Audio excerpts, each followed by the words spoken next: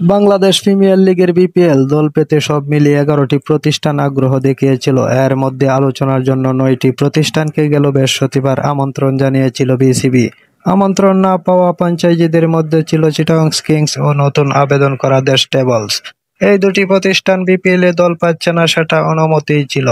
তবে এবার চূড়ান্ত তালিকা থেকে বাদ পড়েছে আরও দুটি প্রতিষ্ঠান। এর মধ্যে আছে নোয়াখালী নামের ফ্র্যাঞ্চাইজি নিতে আগ্রহ দেখানো বাংলা মার্ক। তাদেরকে প্রাথমিক যাচাই বাছাই শেষে বাদ দেওয়া হয়েছে।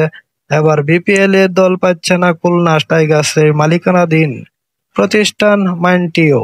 তবে কি কারণে তারা বাদ পড়েছে তা জানা যায়নি।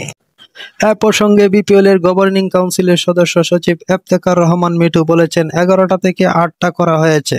আমাদের চার্ট অ্যাকাউন্ট্যান্ট কোম্পানি ব্যাপারটা হচ্ছে ইউআইতে অনেক ডকুমেন্টস চাওয়া হয়েছিল। এই 3টা কোম্পানি ডকুমেন্টসের ঘাটতি ছিল বলে তারা কোয়ালিফাই করতে পারেনি।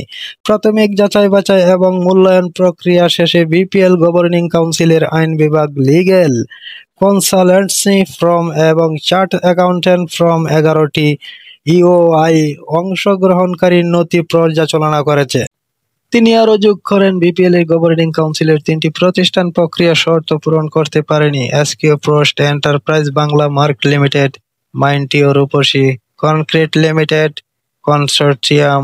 চূড়ান্ত মূল্যায়ন প্রতিবেদক আইন বিভাগ, লিগ্যাল কনসালটেন্সি ফার্ম এবং চার্ট অ্যাকাউন্টস ফার্ম কর্তৃক যাচাই সম্পন্ন হওয়ার পর যোগ্য ইউআই অংশগ্রহণকারী চূড়ান্ত তালিকা আনুষ্ঠানিকভাবে 4 তারিখ অনুষ্ঠিত হবে।